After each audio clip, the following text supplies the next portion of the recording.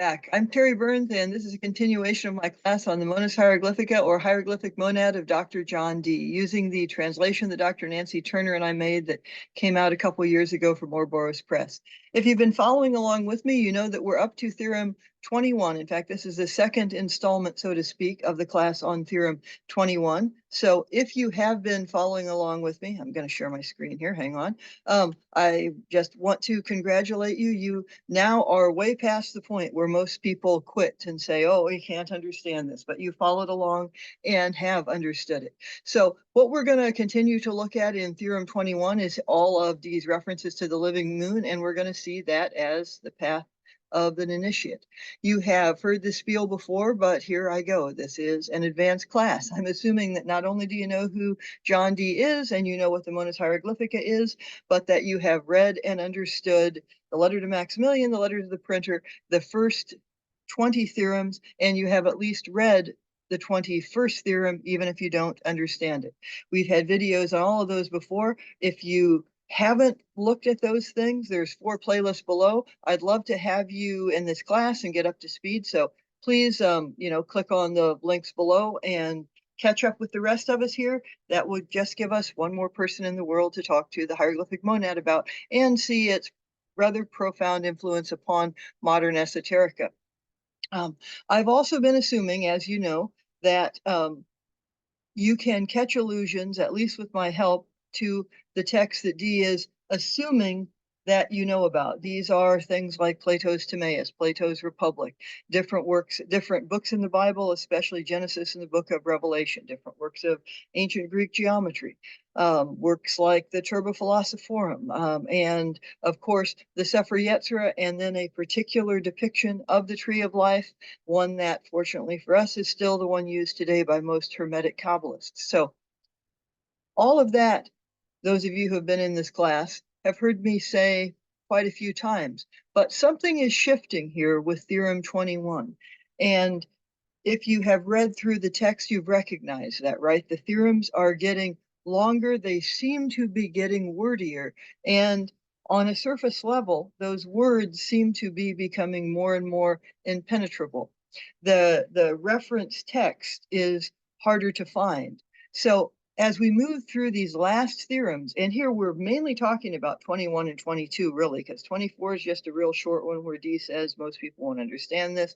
23 is more than half of a drafting instruction. So it's all the remaining theorems, but especially 21 and 22. There are all kinds of other contexts that we could bring in, and we're not going to. The only one that I know for sure I'm going to make a separate video is on the works of Zosimus of Panopolis, and I'll explain why in just a minute. But what an initiate, the path of initiate is to Zosimus, because he uses this kind of horrifically painful alchemy metaphor of physical alchemy. Who else have we seen do that? Dee. Sure, that's why so many people thought this was a work of physical alchemy. But there are other works of Zosimus we could bring in, like he has a work called On Electrum, another on the Omega. All of these are in the Codex Marcianus, and that isn't just everywhere. It is Dee's kind of secret text, and that serves as the sort of smoking gun for a different kind of situation. And it's one I want to take just a second here to talk about before we go on further. So I just want to say a few words about the works of Zosimus in particular as Dee's kind of secret context here for his path of initiation. First of all, we can read kind of translations of this work now, but in Dee's era, as you know, if you have seen the video on Isis the prophetess to her son Horus, where we looked at that fragment of the Codex Marcianus, I mean, people just didn't have that work. Dee hand copied it in ancient Greek. Most people today don't read ancient Greek.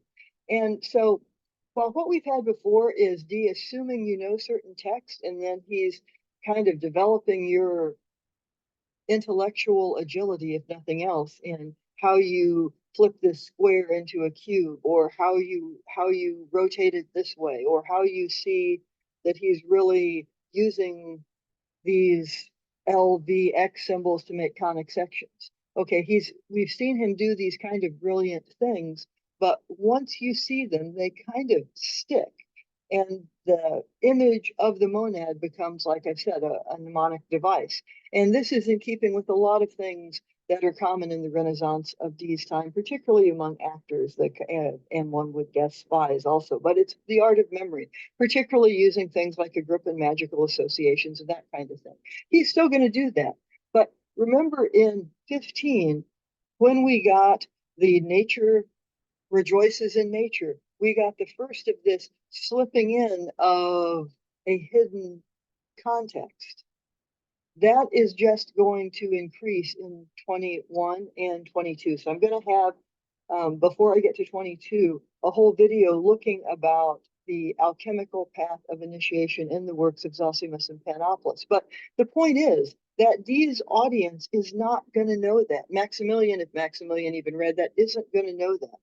Dee can assume that his audience, Renaissance humanists, are extremely educated, mainly male, although he says Elizabeth I is understands the hieroglyphic monad, but it's a mainly male humanist context of highly educated people. But they're educated by the works they know.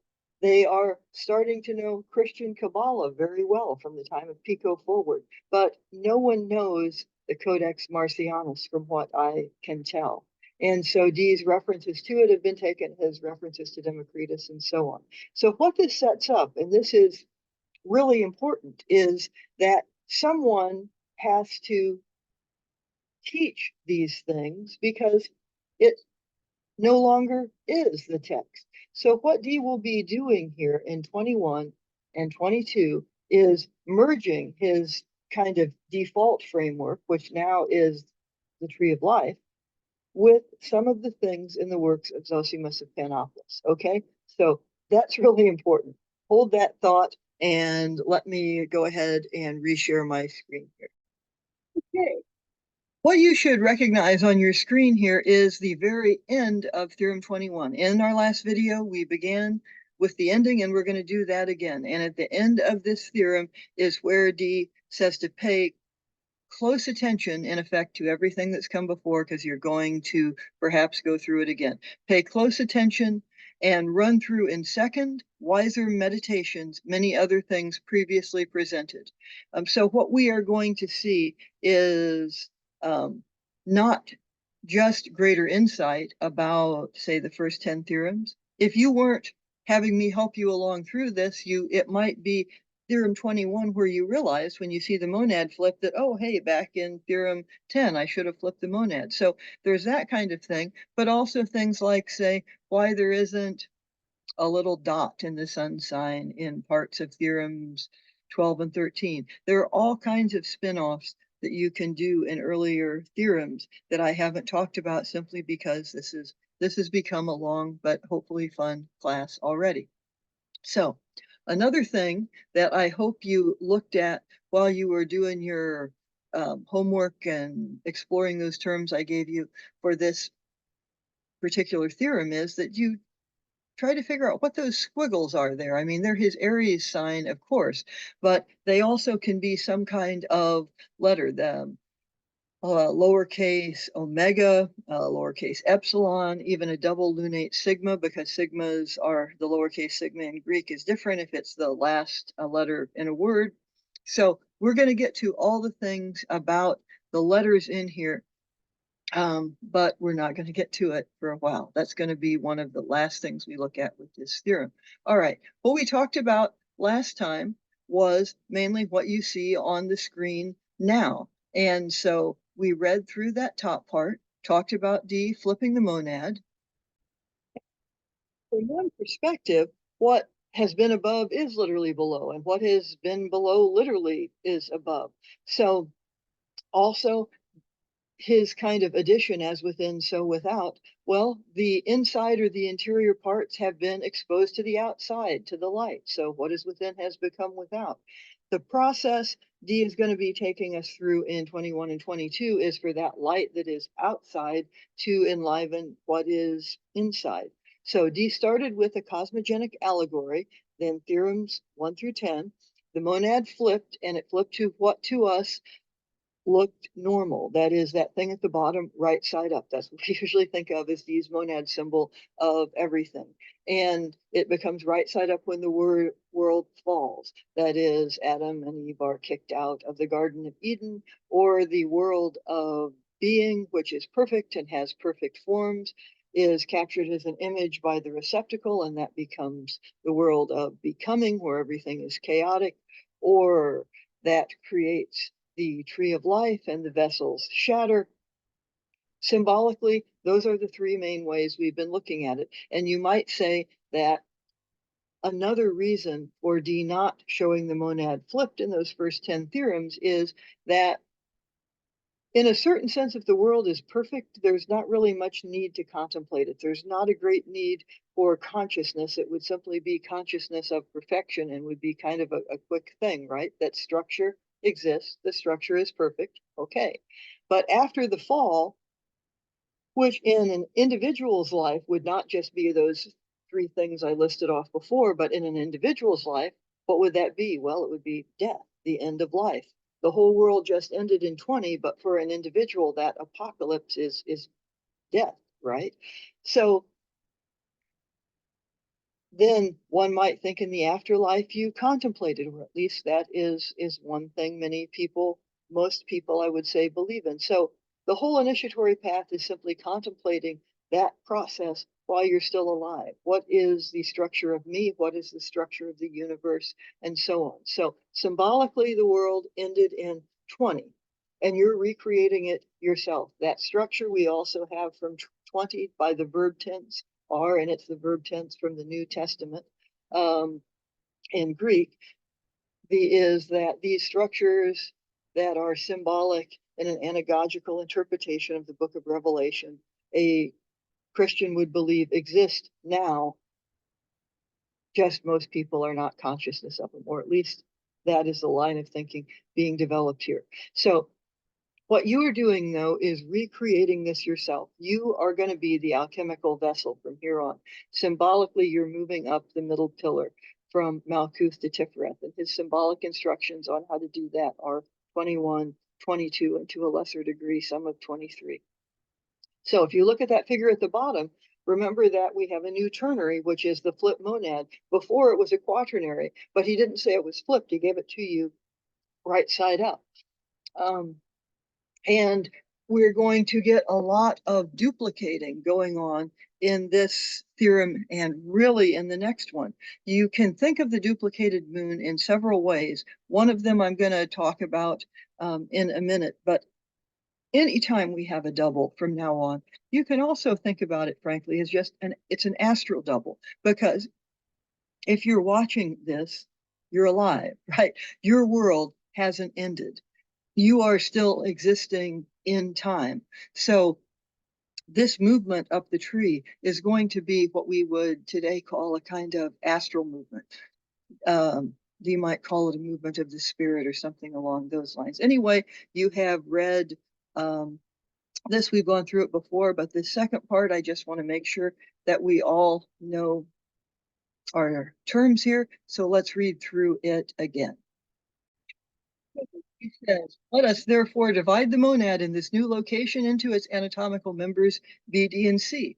In that new ternary, there are, as D and C, figures that are well known even to rustics. But the third one, designated as B, cannot so easily be collectively recognized. And indeed, it is not to be considered lightly that those well-known forms, D and C, display essences which are different and separate from B. Secondly, that the horns of C are seen conspicuously turned downwards as though towards earth. So remember that B, D, and C are the new ternary. Rustics are unlearned people. D and C are the sun and the moon, or Tiferet and Yesod, or gold and silver, any of the things that you would attribute to those. D is also the Pythagorean monad. Then the third one calls B the third one. He's alluding to the third kind, or the receptacle in Plato's Timaeus. And he is previously implicitly equated that to Bina, the sufferer that through Dot manifests the middle pillar. Bina receives all the energy from Hokmah and through Dot creates the universe in effect. So that's a lot like the receptacle in the Timaeus. In fact, it's in effect almost exactly the same thing. But look at the drawings, you know, or remember that when the monad is flipped, these are the three supernals, right? And so the third one of those is Bina, and there is the middle pillar manifesting through Dot. All right. So then when he says that D and C display essences, which are separate and different from B, well, of course they're different. I mean, as now they're made of those inverted symbols of Saturn and Jupiter that we got back in Theorems 12 and 13, but those can equate to Bina and Kesed on the Great Tree, and so those as emanations of the divine have very different essences than Tiferet and Yesod, which are below. All right, he continues then and says, let's see. Secondly, that the horns of C are seen conspicuously turned downwards as though towards earth, and it is obvious that D, in whose center alone is seen that point, which is truly terrestrial, is the part of the figure which illuminates C, and so looks downwards towards the earth. And you might there go, hey, wait, how is that terrestrial? If even a rustic knows that that's the sun. Well, that point which is truly terrestrial, remember, from Theorem 20, that is the stone the builder rejected. That that winds up in the book of Revelation, rotate as 20, you know, one of the 24 elders rotating around Jesus in this perfect place. So that terrestrial stone is the vessel of the initiate, right? That is what you as an initiate are aiming for, so to speak. All right, but of course the horns of C are turned down towards earth, or as though, because we don't have any dot down here where my cursor is, where Malkuth would be, right? Because in 20, that symbolically just ended. You're moving up the tree. You're not there anymore.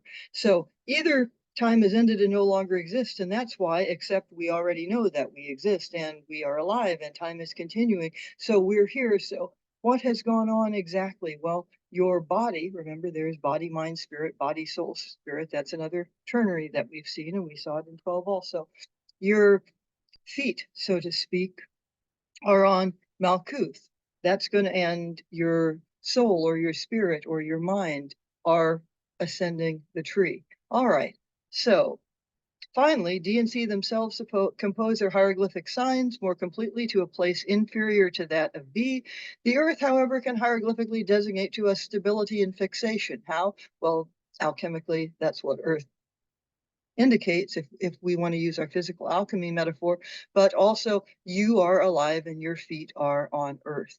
You are in Malkuth physically. Okay, of what D and C are constituted, therefore, I leave to inference. Everyone can hereby learn a great secret. Henceforward, from our prior statements about the sun and the moon from the lunar horns raised high, a fuller and most necessary interpretation can be recovered. But enough about this. Well, I talked a little bit about that great secret last time. There's a couple great secrets, but most obviously the great secret is the text that he has alluded to constantly, paraphrased twice, and quoted, which is the Emerald Tablet of the Thrice Great Hermes, our source of as above, so below. Father, Son, and Earth, our mother, create the one, that the monad. All right. So let's look a little bit further here. Now, D says, let us now examine the nature of that third part using the same fundamentals of our hieroglyphic art. First, it is seen to wear on its head a double moon, or our Aries, but mystically inverted. Next, it is annexed the hieroglyphic sign for the elements. The duplicated moon. All right, why is it duplicated? We're going to get doubling all the way through, but there is a clear meaning of duplicated moon here. It's just, this is a semicircle, that's a semicircle. One semicircle is the moon, so the moon is duplicated there. But there will be many other meanings of it, and I have given you one that works all the way through, which is going to be moving up the tree, your soul and spirit, a kind of astral double. Anyway, first it is seen to wear on its head a double moon, or Aries, but mystically inverted. Next it is annexed the hieroglyphic sign for the element down here. The duplicated moon can here be explained according to the material supplied, thusly has the twofold grades of the moon. Now, since he keeps insisting that the moon is alive, we're going to need to ask why. And we're going to need to explore what he means by these grades. The duplicated moon can here be explained according to the material supplied, thusly has the twofold grades of the moon. Well, are these two, it's duplicated, so those are the twofold grades? Are the twofold grades perhaps the pillars those correspond to? We are speaking about those grades of which expert natural philosophers can only find 4 among all of created nature, namely being, living, feeling, and comprehending. All right, what are those 4 grades? The discussion of that will be the entire next video. So take that thought, put it on a back burner, so to speak, because it's important and we're going to return to it. All right, therefore, the first of these 2 grades is designated as belonging to this, and this is an unclear pronoun referent that can either mean the twofold grades of the moon or the 4 among all created of nature. Again, more on that later. But we thus say the moon exists and is alive. So, in the Timaeus, as you know, it is a wonderful pantheistic work. Everything is alive. But Neoplatonists do a kind of sleight of hand when they absorb the works of Plato into Christianity, and Dee is a very pious Christian. That is, Christians are not pantheists. So, what does Dee mean by that? Well, you are alive. That's what is going on here. You are alive, and the moon is attributed with Yesod, and so he's talking about your personal Yesod. You are alive, so your moon or your Yesod is alive. It's your treasure house of images where you are thinking about and creating different things. Those things don't exist in the physical world, but they're part of your consciousness, and you're thinking about them. You generate images and ideas, all of those things. Excuse me.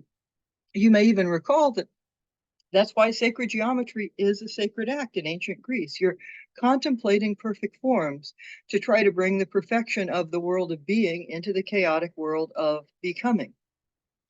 Also with his alchemical allegory, I suggested you look up the words luna viva because that's how this appears in Latin. And in Latin, it's a clear alchemical referent, or the words are clearly alchemical. What he means by it can be deceptive if someone is persisting in trying to read it as physical alchemy. But what it means, living moon, is yet another of those alchemical terms that mean at least 3 different things. But one thing it means is a synonym of argentum vivum, which is living silver. Now, silver is associated with Yesod, so you might think some of the physical alchemists know something about Kabbalah. Yeah, I think they did. But then that living silver is synonymous with philosophical mercury, which is synonymous with the philosopher's stone in a particular context, that of physical alchemy and trying to do the lead into gold or lead into silver thing. So in other works of alchemy, it polarizes into things like mercurius duplicatus. Remember, that was the other term I gave you, duplicated mercury. Well, I don't know how common it is to read it this way, but I know that if you understand the monad, you can sit down and read works like the Rosarium Philosophorum, which of course Steve had a copy of. It's a proto-Rosicrucian alchemical allegory and just beautiful. It's usually read as like the monad is having to do with physical alchemy, but another way you can look at it is simply as the separating out of human attributes of a kind of spiritual psychology. So you get a passive and active, you get masculine and feminine, you get 4 couples, and you could apply the whole Rosarium Philosophorum here, or use this work to explicate the whole Rosarium Philosophorum. If you ever want a video on that, let me know below, but that would take us a good hour afield right now, so I'm not going to talk about it now.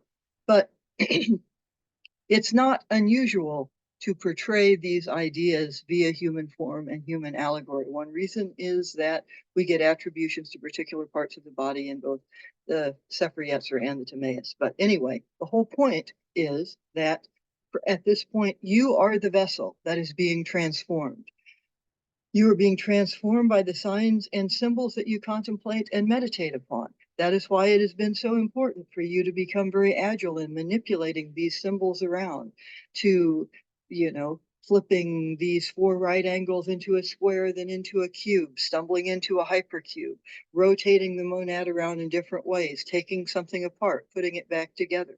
Those are all in your yesod, and those are the signs and symbols that are transforming you. So I'm going to add in the next section here. And as I read it, he's going to talk about 6 directions. So ask yourself, where have you heard about those 6 directions before? I believe it was Theorem 17, but check on your own. And he's also going to refer to the elements. Now, usually we think about there being 4 classical elements and a hidden 5th. So let's see what happens here. Okay, Dee continues and says, some define life by movement, but there are 6 most noted types of movement. The cross, which is attached to it, certainly marks that the art of the elements is here required. All right. Great. Moreover, we have often proposed in these theorems that the half circle is the hieroglyph of the moon and the whole circle signifies the sun. But there are 2 half circles here, separate, yet with a common coupled point, which, when aptly conjugated, all puns intended, as indeed they may be through art, can restore the circular fullness of our sun.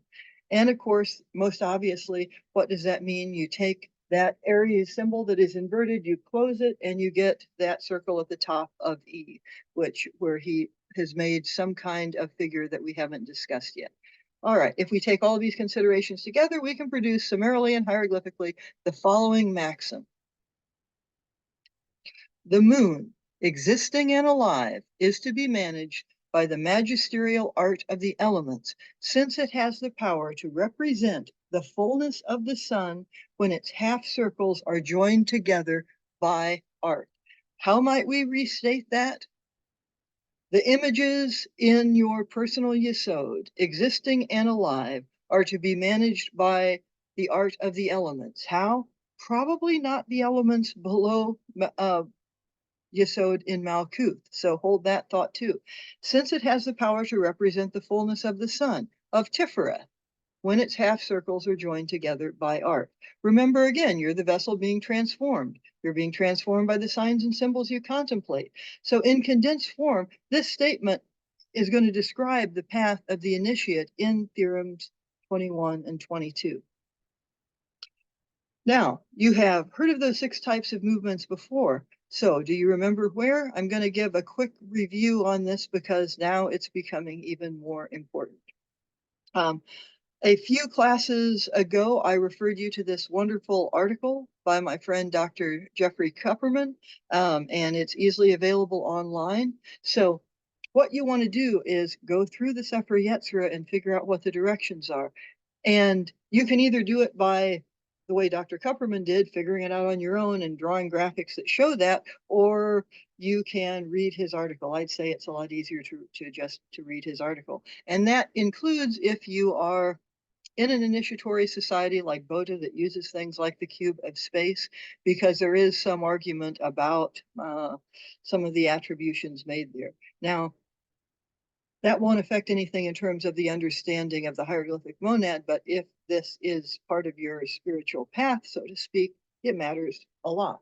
Anyway, on the Sefer Yetzirah, as you know, if you've read through it, it's only in the very first chapter that there is a discussion of the 10 Sephiroth, and they're not named there. They're not given all the attributes we've talked about of planets, of metals, of angels, archangels, choirs of angels.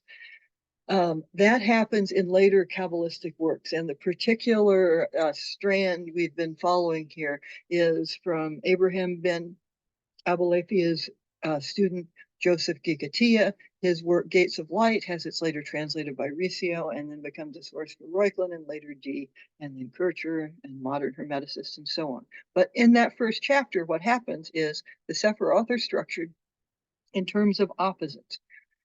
There are 10 Sephirot of nothingness.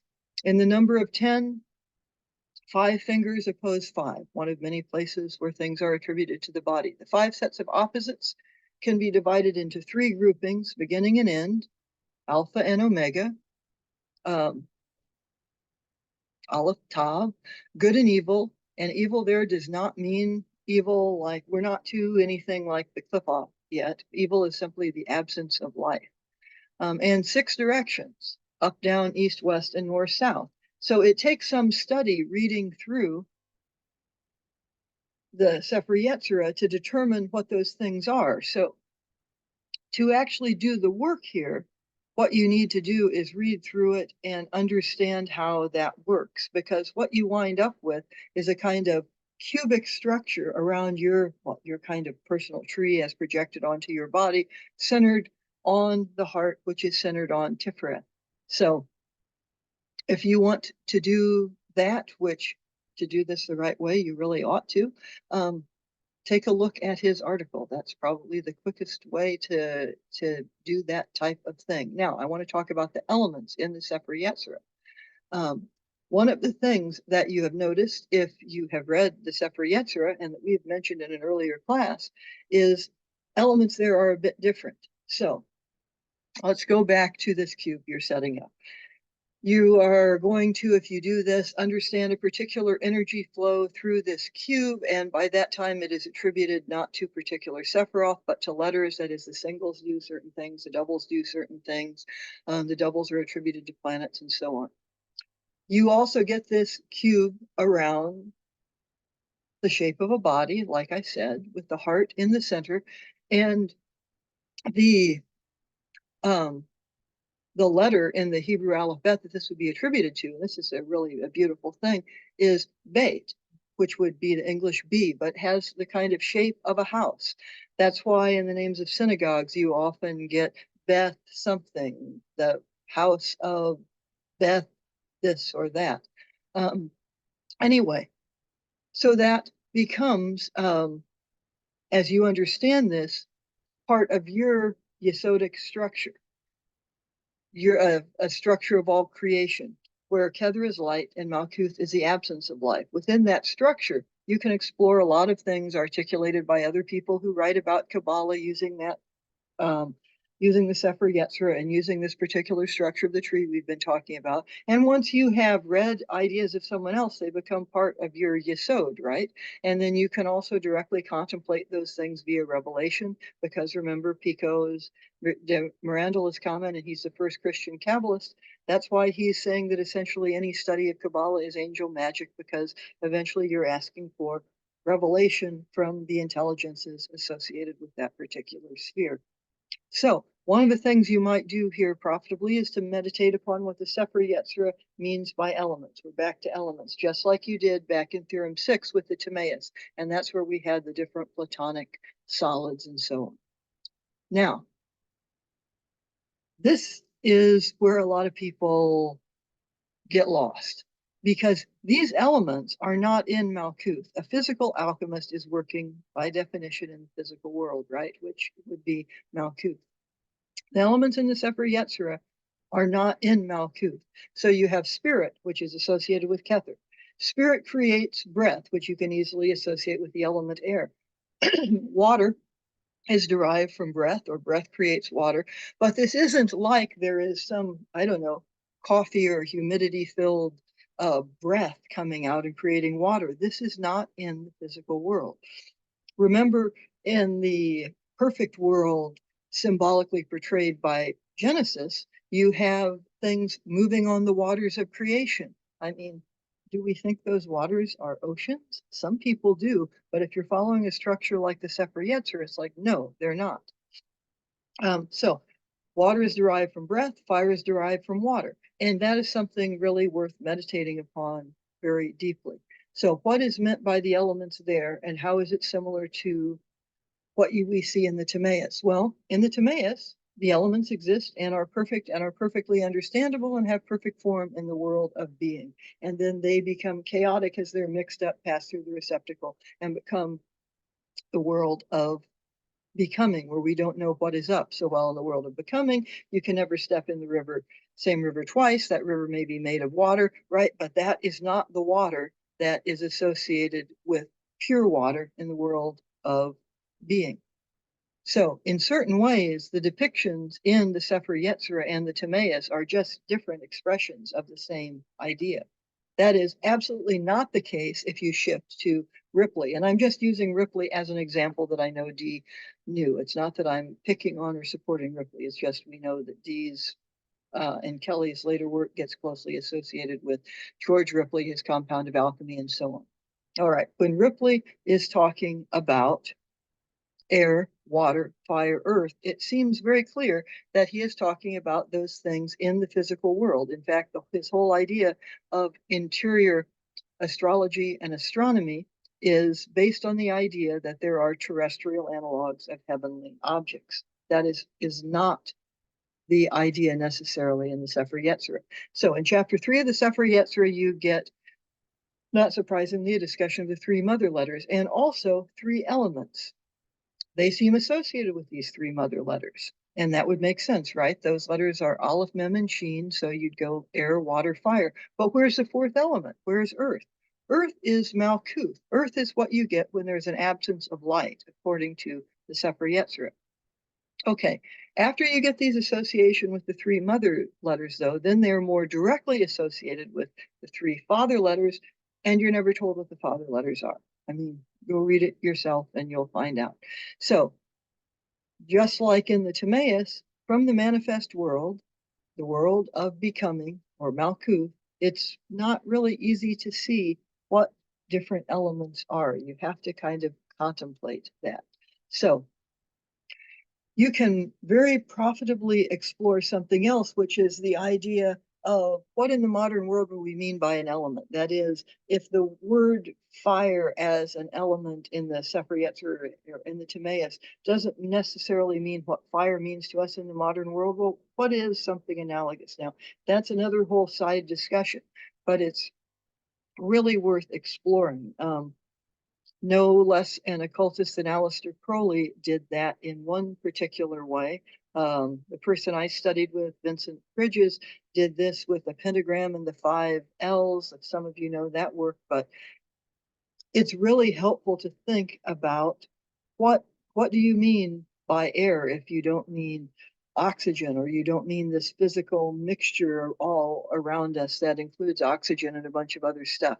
Anyway, the more you study classical elements, the less they seem like our modern ideas of earth, water, fire, or air.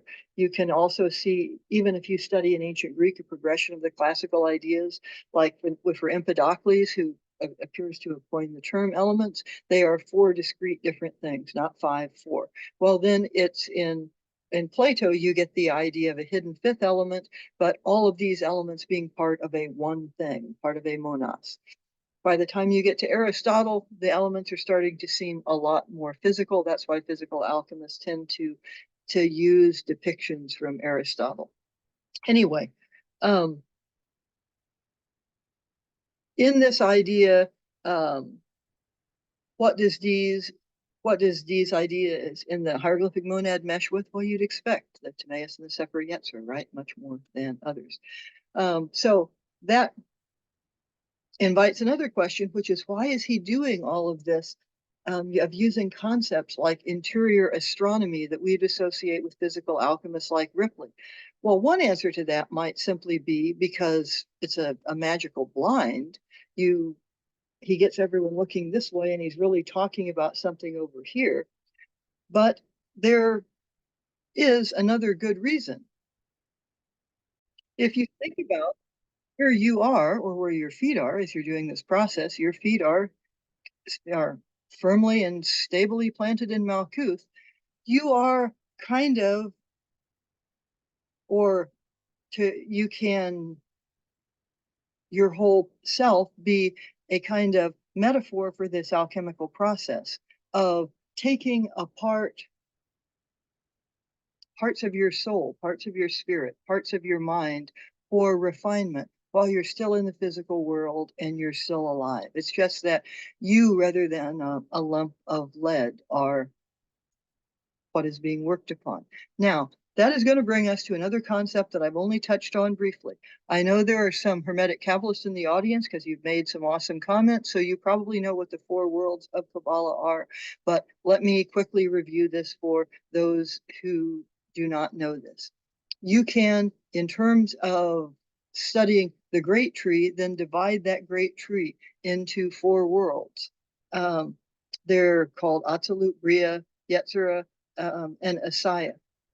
Each of them will be associated with an element. And now we will get four elements because Atzilut, the first, is associated with fire, then Bria with water, Yetzirah with air, and Asaya, which only is connected to the Sephira Malkuth, is earth. So by this line of thought also, what is the element earth? The element earth is the absence of life in one sense. Now, there is that hidden fifth element that we've associated with the dodecahedron. Where is that? Well, now rabbinic and Christian and then Hermetic Kabbalah are going to be slightly different here. In some Christian Kabbalah, including Dee's, what happens is it gets associated, that is spirit, with the sheen of the Pentagrammaton. Remember, as Yod He Vav He became Yod He Shin Vav He? In the Sefer Yetzirah, it's actually associated directly with Kether, and then everything above Keller, the Ein Sof, Ein Sof Aur. But the way that D is working things in the monad, it's associated with the sheen of the Pentagrammaton, and that's associated with Tiferet because that's the highest you're going to get to the place of the sacrifice god or Jesus or Osiris or other associations we've talked about. Now, notice that every world has its own mini tree there. This fourth world, Asaya, that is only associated with Malkuth, or the absence of life. Then we would think, where would you really have the absence of light? Malkuth of Malkuth. So again, this explains, other than being a great magical blind and a great red herring, why D is using these kind of analogies from Ripley. He's working in the fourth world.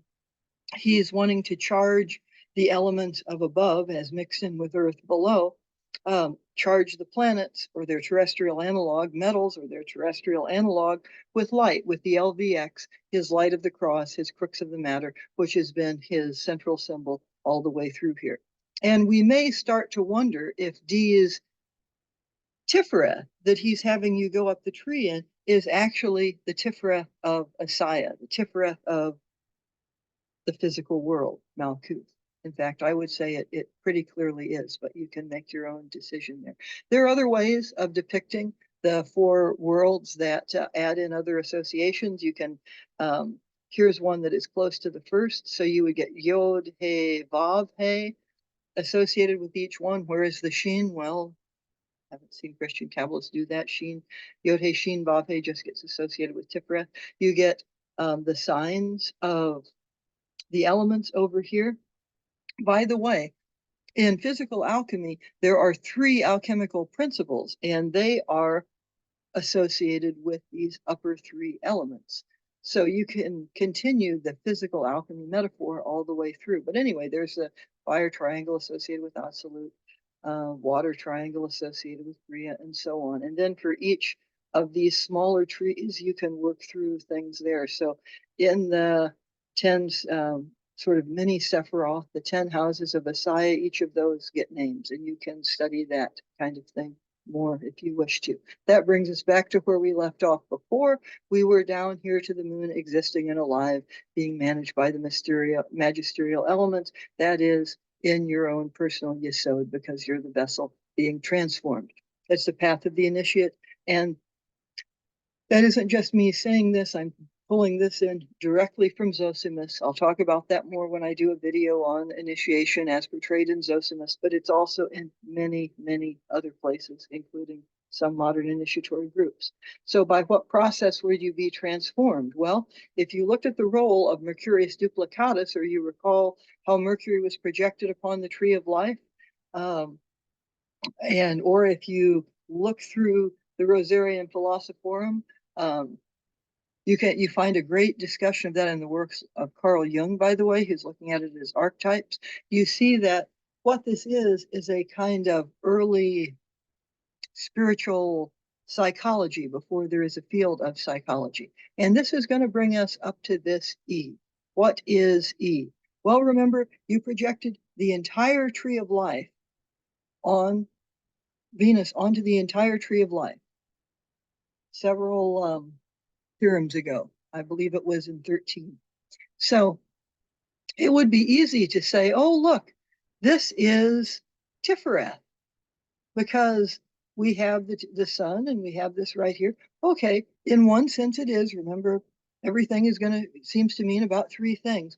But that's not the case when you projected Venus upon the tree of life. What did you get? You got the 6 upper Sephiroth with this circle. And then down here are the 4 lower Sephiroth. Oh, maybe those are going to be the 4 grades. We'll see. All right. So let's continue on because we want to see what this E is. So Dee says, let therefore the circle, which we mentioned, be completed and come into being as we have here set down by the letter E. And let us then remember first that this solar grade is not made by nature, but that it is artificial and factitious. Factitious just means artificial. Dee is going to double things in an almost irritating fashion from here, and especially in 22 if you don't know what's going on. So one of the things that is going to happen more and more here is the surface meaning of what he says will seem really wordy and yet make no sense. So you're going to have to pull out some of the things from underneath. But let's continue here and read just a little bit further. It's artificial and factitious, and that indeed already it is first offering itself to our view by its natural conditions, namely in B, with its parts open, flowing, and dissolute, not solidly joined into a solar shape. Next, the radius of these half circles is not equal to the radius of D and C. No, it's half the radius of D and C, which were made in these circumstances by us and is very observable by everyone, but much smaller, from whence it is clear that B is not of as great an amplitude as D and C. He just said the same thing twice, right? And E confirms this statement for us well. By the act of making a circle, B is made into shape E, and this gives us a good confirmation for E. The work of making the circle advanced B into type E. For thence nothing emerges to our sight but the sign of Venus, right? That is D's sign of Venus. It's still a sign of Venus today. But if you projected Venus upon the tree of life, it was not just the Sephira associated with Venus, Netzach, it was encompassing the entire tree of life. All right. Thus, we have already made it clear with these hieroglyphic syllogisms that we can't expect to produce a true D from B, and then that there was at first no true C contained in the nature of B. He said, in effect, the same thing twice again. There was no true living moon. Concerning life and movement, then, you may be doubting whether they are truly and naturally linked. He said that twice. But as we have already elucidated to the prudent, all things said about B in similar phrasing are analogical to the lesser, just as that which we touched upon briefly concerning C and D applies quite well as an analogy to B and its own assembled elements. He said that twice. Where we have conveyed about the nature of Aries, or what we have conveyed about the nature of Aries, should also apply exactly to B because it bears that inverted figure on its head, where it is yoked to B with the mystical mark of the elements. And he said that before too. So why is he doubling everything? You have a doubled moon, a doubled Yesod. You're working in effect with your astral double or your etheric double, if you prefer that term, based on what we have seen D do all along here, especially in Theorem 20, but ever all the way since the beginning, once we understood what was going on. We're going to read this as Kabbalistically based spiritual alchemy for moving the soul and spirit up the middle pillar of the tree towards Tifereth while the body remains in Malkuth. So, and if these correspond to 4 lower Sephira, then the place where all of the emanations of the divine light come in and become accessible to the lower Sephiroth would be Tiferet. Also, the double moon of Aries, if you remember, hold on here, remember our usual depiction of the monad. What do you have down here? You have fire firing you up the tree of life. So it's spiritual fire now, spiritual light, but you always have this double thing going on too, which is you are alive, you are living in time. So symbolically, your little monad glyph is right side up, but you're contemplating this one that is upside down. One last comment here about this thing that I have here in bold. All things said about be and similar phrasings are analogical to the lesser. Well, that's a wordy way of saying as above, so below, but it's also intentionally using the language of symbolic logic, and that's I'm sorry, informal logic. And that's much more the case in Latin than is evident in English. Dee is making what is called an a fortiori argument, or an argument from the stronger to the lesser, where you find two things are similar, so you make the argument of the stronger case, and you say it's also true of the lesser, just for logicians out there. All right. So we're getting to the end of this. In fact, what you have here is everything at the end but those little squiggles. So let's read through this and see where we have to go. Since, however, we see from this anatomy that from the singular body of our monad, as dissected by our art, this new ternary has come forth, we can have no doubt that the members thus formed this way are of such a kind that they will encircle each other with mutual sympathy, allowing of their own accord, so to speak, a most absolute monadic union. In this way, a magnetic power enlivens these members. All right. His language of a most absolute monadic union of three is probably alluding to the mystery of the Holy Trinity. He's also there alluding to the Platonic and Neoplatonic value of harmony. He is well, let's just continue reading on. Thenceforward, it is nice to note, remembering with grace, that this be itself most readily presents to us as many rustic letters as it bears conspicuous points upon its head, and, so to speak, its brow. Namely, these 3 and another 6, or summarily 3 times 3 very unpolished, fluid, and rolling rods. We've got the little squiggly glyphs here. And let me go back here. So when Dee says that this B most readily represents to us as many rustic letters as it bears conspicuous points upon its head, he's talking about this Aries symbol. And then at the very end, you're going to get this little drawing here. And this is what Dee is talking about when he says, these 3 and another 6 are summarily 3 times 3, very unpolished fluid and rolling rods. All right, I guess you can look at those and call them rolling rods. Usually you think of a rod as something straight, and his word in Latin, rudes, is a small staff that you use for fighting, but it's also punning on rude, which is the word in Old English for the cross. There's a famous Old English poem called a Vision of the Cross, or A Dream of the Rood, R-O-O-D. So, but that symbol doesn't look like a rod, and it doesn't look like a cross. It can also pun on the word that we get rude from, something that is rough, untilled, or someone who is making a sort of coarse sound like a roar, or bellowing, or braying. So, what is he doing here? Now, what he will do to the end is engage in some of the most dense wordplay in the entire Monas. I'll just tell you what it is, although we'll talk about it a bit more in the next video when we wrap up this theorem. This is what he says. As you see, 1 or more of these have been made from half circles, but in the hands of the experienced literati, there resides a sounder and more steadfast motive for this particular forming of letters. In the next video, we're going to look closely at the forming of letters in this theorem and why that is significant. Yet I know I will be advancing the efforts of some men not insufficiently if, having restored our monad to its previous mystical site by artfully connecting its individual members, I were to at least remind and exhort them, pay close attention now to, and this is where we began, what was the fire of Aries of the first triplicity? What was the equinoctial? What caused our sun to be exalted above its ordinary grade and to run through in second wiser meditations many other things previously presented? But although we are now hastening on to other things, we wanted to indicate to others the path which they very much should pursue, not only in a light-hearted way, but in a most accurate way, keeping silent, nevertheless, we have said, on a remarkable infinitude of mysteries. All right. When Dee says at least here, it's kind of a joke because it's sort of the, like the stone the builder rejected, the lesser becoming the greatest.